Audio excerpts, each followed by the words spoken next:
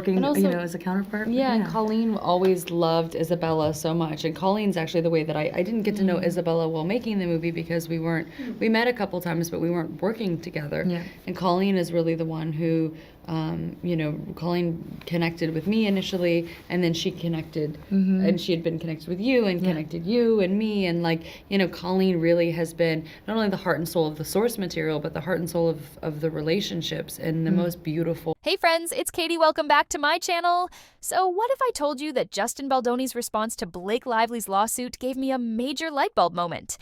In his reply, he addressed a document that she has been holding over everyone's heads, using it as both a professional and social weapon. Professionally, she allegedly leveraged it to gain more control over the film. Socially, she used it to convince the public that this so-called agreement, one she supposedly signed, was a 17-point plan that ensured a safe working environment for everyone. She claimed it benefited the entire cast and crew, that she negotiated it on behalf of everyone involved. But what if I told you that was a complete lie?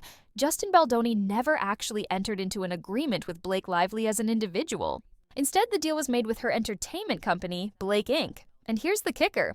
Blake Lively is the sole officer of that company. Essentially, it's just her under a corporate name. What's even more interesting is that Blake Inc. had been pretty much inactive for years, and she conveniently reinstated it in the summer leading up to all of this.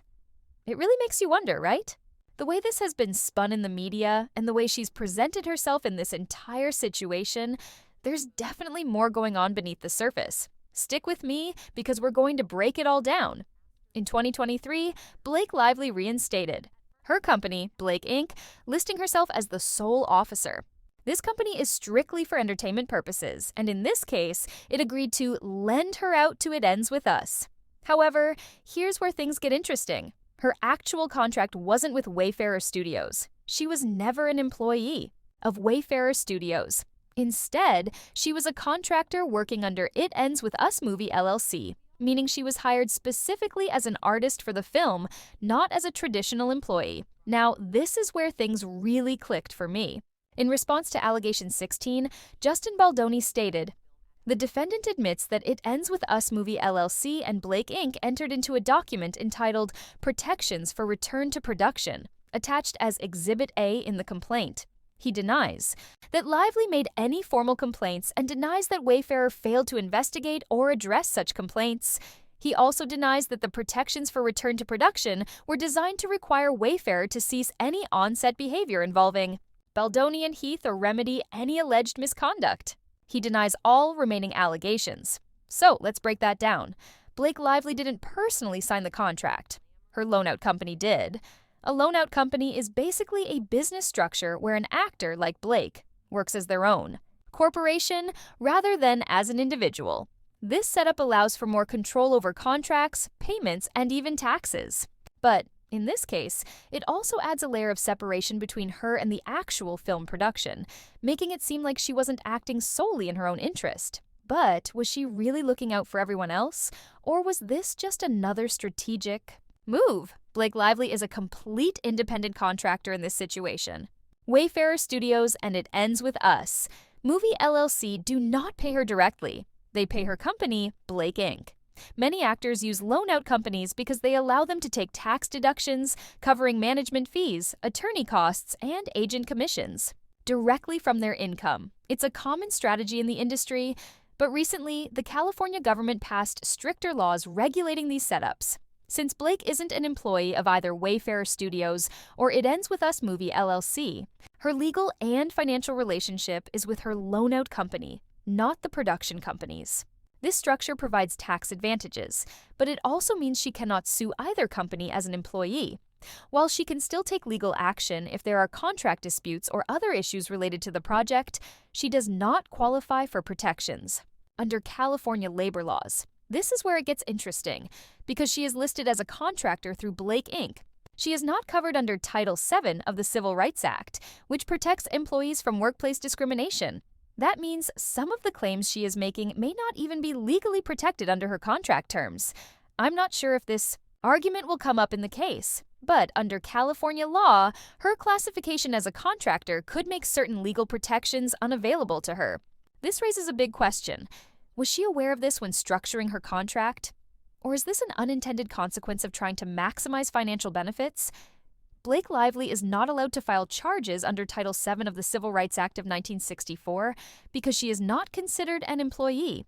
Instead, she can only bring claims under the Fair Employment and Housing Act, FEHA, which offers more limited protections compared to the Civil Rights Act.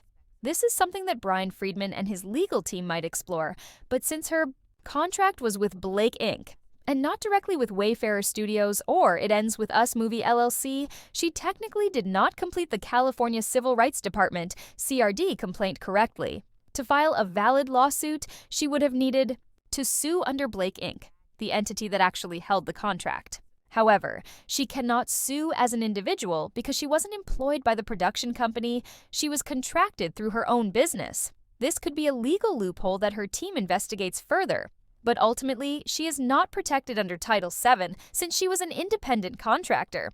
That also explains why she didn't seek a right-to-sue letter from the federal government. She wasn't legally classified as a protected party. Now, let's talk about the 17-point document that keeps coming up. This was actually an additional contract that specifically applied to Blake Lively, not a general agreement protecting the entire cast and crew. The document was a contract between It Ends With Us Movie LLC and Blake Inc., confirming that Blake Lively's services as an actress were secured for the film. What's particularly interesting is that this document references the original actor agreement dated May 5, 2023, between It Ends With Us Movie LLC and Blake Inc., reinforcing that this arrangement was strictly between the production company and her business, not Blake Lively as an individual. It ends with us, whereas both parties intended to outline the specific conditions under which the lender agreed to ensure that the artist would resume acting services for the film after the production break caused by the strike. The receipt of these terms was acknowledged, and the company agreed to additional conditions regarding the artist's services and the use of her work in the film, which became part of the overall agreement. This, however, was not an official HR complaint. It wasn't a document that addressed any formal workplace grievances or misconduct allegations. There is no clear evidence of wrongdoing, nor any acknowledgement of misconduct by Wayfarer Studios. In fact, Wayfarer Studios never signed this agreement at all. Instead, It Ends With Us Movie LLC was the signing entity, with Jamie Heath's signature on the document. Despite what's being implied, this contract wasn't meant to safeguard the entire cast and crew. It was primarily in place to benefit Blake Lively. In her amended complaint, Lively refers to this document, claiming that prior to returning to production after the Guild strikes, Wayfarer had completely failed to investigate or address multiple complaints raised by her and others. As a result, she allegedly took action by insisting that Sony and Wayfarer agree to a set of safety measures to ensure a secure and respectful work environment for the cast and crew. According to her, this led to a written agreement in mid-November 2023 that included a contract titled Protections for Return to Production. This agreement contained 17 specific provisions meant to prevent the alleged misconduct of Justin Baldoni and Jamie Heath. These provisions were supposedly implemented to correct prior on-set issues that she and others had previously reported. 1. Of the provisions in this document required an all-hands meeting to discuss, approve, and implement a plan focused on ensuring the physical and emotional safety of Blake Lively, her employees, and the entire cast and crew. Another key provision mandated the inclusion of experienced producer Todd Black to oversee the production and ensure that these safety measures were properly enforced for everyone on set. The document claims that none of the requested protections were in any way linked to Lively's creative input on the film and were agreed upon months before any discussions regarding the film's editing process. However, according to Justin Baldoni, this is completely false. He asserts that it ends with Us Movie LLC and Blake Inc. did sign a document called Protections for Return to Production, but he denies that Lively ever made any formal complaints. He also rejects the claim that Wayfarer Studios failed to investigate any allegations. Furthermore, he insists that the provisions in this agreement were not designed to put a stop to any alleged misconduct by Baldoni or Jamie Heath, nor were they intended to remedy any previous on-set issues. He denies all remaining accusations. Baldoni also refutes the idea that this document didn't grant Lively more control over the production. In fact, Lively allegedly pushed for this agreement after she was denied access to a rough cut of the film and was also blocked from viewing dailies, something she had strongly requested. This document was drafted after she had been told no on these matters, which raises questions about her true intentions. Interestingly, Lively's legal team stated, "While we reserve all legal rights at this stage, our client is willing to forgo a more formal HR process in favor of ensuring that everyone can return to work and complete the film, provided that the set remains safe moving forward." They then attached a list of required protections that the film's producers would need to implement and enforce. However, it's unclear whether these provisions were truly about safety or if they were being used as leverage for more influence over the project. If the production was unwilling to accept or uphold these conditions, Lively made it clear that she was ready to take full legal action. Her legal team stated, "This is not intended to constitute a statement of facts and circumstances relating to the matter. It is not intended, nor should it be interpreted, as a waiver, release, or relinquishment of any of our clients' legal or equitable rights or remedies." Essentially, this meant she was prepared to escalate matters legally if her demands were not met. What's particularly interesting is that Lively was willing to bypass HR entirely. She never even filed a formal HR complaint. Instead of following traditional avenues for handling workplace concerns, her contract gave her a level of influence over the film that went far beyond what is typically seen in cases of workplace disputes. Generally speaking, if someone experiences harassment on set, they report it through official channels. They don't negotiate for greater control over the production. But this agreement allowed her to do just that. One of the most significant aspects of the contract was how it restricted who could view the film's footage. It granted Lively full authority over playback and dailies, meaning that only individuals approved by her and producer Todd Black were allowed access to any footage related to simulated sex, nudity, or partial nudity. Furthermore, only personnel deemed essential, and again, approved by Lively and Black, could even view the film. This raises serious questions about how editing could function under such restrictions. If she didn't want Justin Baldoni involved, all she had to do was declare that he wasn't essential, effectively blocking him from reviewing key footage. The contract also included rules regarding physical interactions. It stated that any physical contact or comments about Lively's appearance could only be made if they were directly related to her character or scene work. The only exceptions were if something was explicitly written into the screenplay or if it was strictly necessary for makeup or wardrobe purposes. Additionally, there was a specific provision that prohibited any physical contact, including hugging, between her, on-set personnel, and her employees.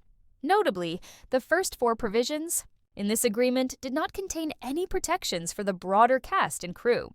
Instead, they were entirely focused on Lively's personal comfort and control over the project. The contract also included strict rules about conversations on set. It explicitly prohibited discussions with Lively about personal experiences involving sex or nudity, including stories about interactions with spouses or others. This rule, like many others, applied solely to her. Another provision stated that no one was allowed to enter or attempt to enter her trailer while she was in a state of undress for any reason. Once again, this rule only applied to her and not to the broader cast or crew. Another major point involved filming restrictions. The agreement stated that there could be no rehearsals or filming of Lively, or even her approved body double, involving nudity, partial nudity, or simulated sex unless it was explicitly permitted in writing. Furthermore, any previously filmed footage that did not meet these conditions could not be used at all. However, considering that no nudity or kissing scenes had been filmed, this particular clause was somewhat irrelevant. One particularly interesting clause required that Lively have a representative on set with her at all times. More often than not, she reportedly designated her husband for this role. This level of oversight is unusual in film contracts, but it reinforced just how much control she had secured over the production. The most striking part of the contract was point 10, which essentially placed the entire production under her authority. It stated, "There shall be no retaliation of any kind against the artist for raising concerns about conduct described in this letter or for these requirements." Any changes in attitude, sarcasm, marginalization, or other negative behavior either on set or otherwise, including during publicity and promotional work, as a result of these requests is retaliatory and unacceptable and will be met with immediate action. This provision is particularly controversial because it isn't a standard, legally binding clause.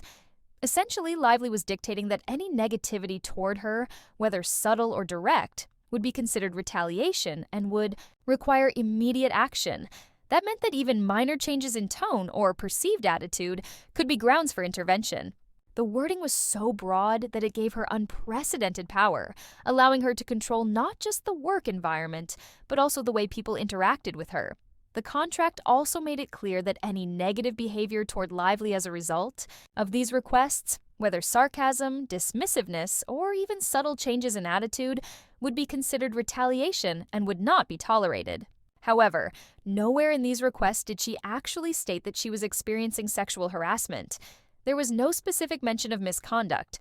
Instead, the way the contract was structured allowed her to claim that if production denied any of her requests, she could argue that they were violating the agreement. For example, if she requested access to video playback and dailies but was denied, she could point to the contract and claim a breach. Similarly, if she insisted on control over specific scene work and was refused, she could argue that it went against the signed provisions. This setup gave her significant leverage, essentially allowing her to enforce her demands under the guise of ensuring a safe environment. One of the most striking provisions was how much creative control she had over intimate scenes.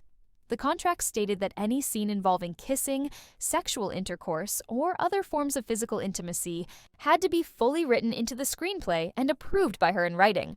This meant that she had the final say over the film's romantic content.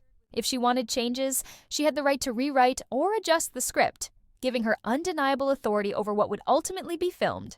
Clause 15 further extended this control. It stated that any rehearsals or filming involving any performer portraying her character Lily in scenes with nudity, partial nudity, or simulated sex had to strictly follow an artist-approved script and the nudity writer. This provision didn't just apply to her, it also gave her influence over Isabella's scenes, ensuring that even another actress playing her character had to abide by her direct approvals.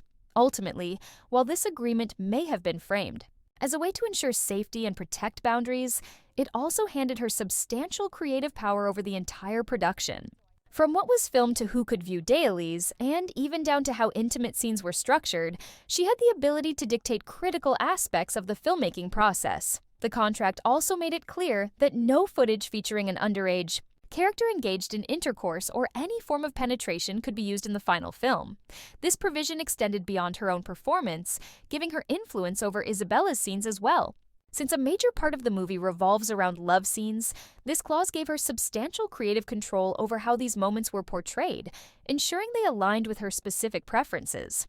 One of the most significant aspects of this agreement was how it enabled her to interfere with the film's editing process. She wasn't just controlling her own performance, she had a say in what footage was used, which cuts were made, and how intimate moments were ultimately presented. Not only did she have the power to shape her portrayal, but she also dictated the direction of Isabella's scenes, even if they only involved simple kissing. This level of oversight meant she could exert control at every stage of production. The most controversial part of this arrangement, however, was how it framed resistance from the studio. The contract essentially allowed her to claim retaliation if anyone disagreed with her demands. If an editor pushed back on a scene or a decision was made that went against her vision, she could argue that it was a form of negativity and use that as grounds for legal action. This gave her an enormous amount of leverage. She could simply say, "If you refuse, I'll sue," making it nearly impossible for anyone to challenge her authority over the film's direction. While laws exist to protect employees from workplace misconduct and harassment, they are not meant to be weaponized for personal gain. It's one thing to report an uncomfortable work environment or file a formal complaint through HR, but it's another to use the threat of such claims as a tool for control. Nowhere in this contract did she actually accuse anyone of wrongdoing. Instead, it was designed to give her layers of power, allowing her to bypass Justin's authority and manipulate. Decisions to her advantage. This contract ensured that she held complete oversight over any scene involving nudity, intimacy, or even simple affection. If Justin wanted to make any changes, he risked being accused of retaliation. Even something as minor as a shift in tone or sarcasm could be grounds for legal action. This meant that at any moment she could claim she was being mistreated simply because someone told her no. When reviewing this document, one thing became clear. It was an incredibly one-sided agreement that should never have been signed.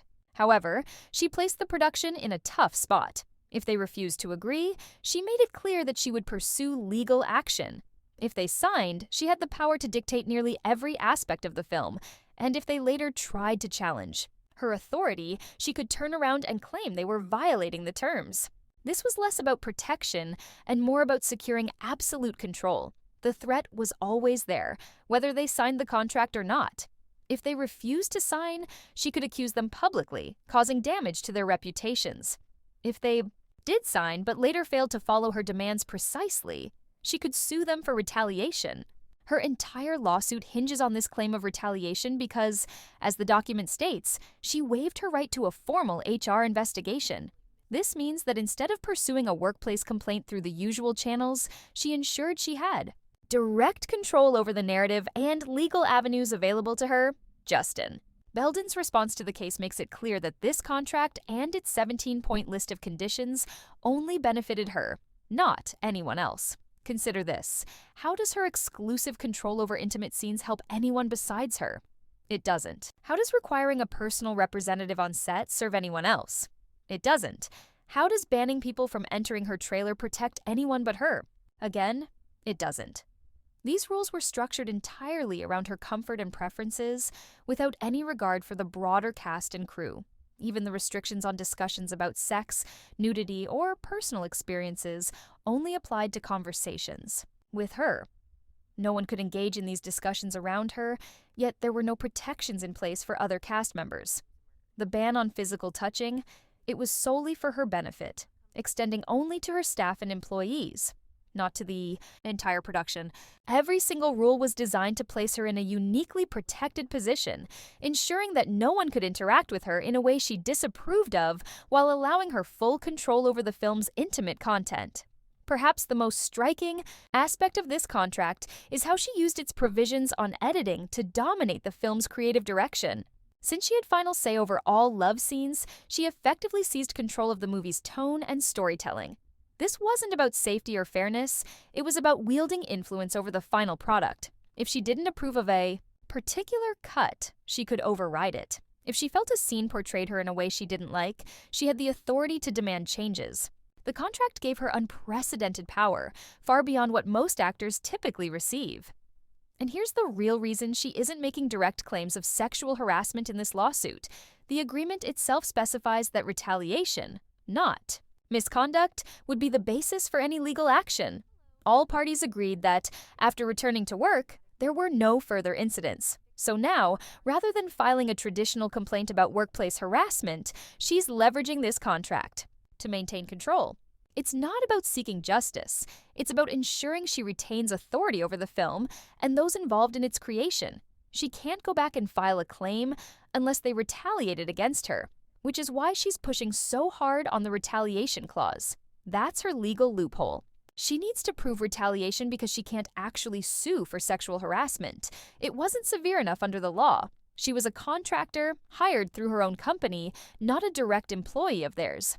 That distinction matters because it means she wasn't protected by the civil rights laws she's claiming. She knows this, which is why she never filed a federal right to sue claim.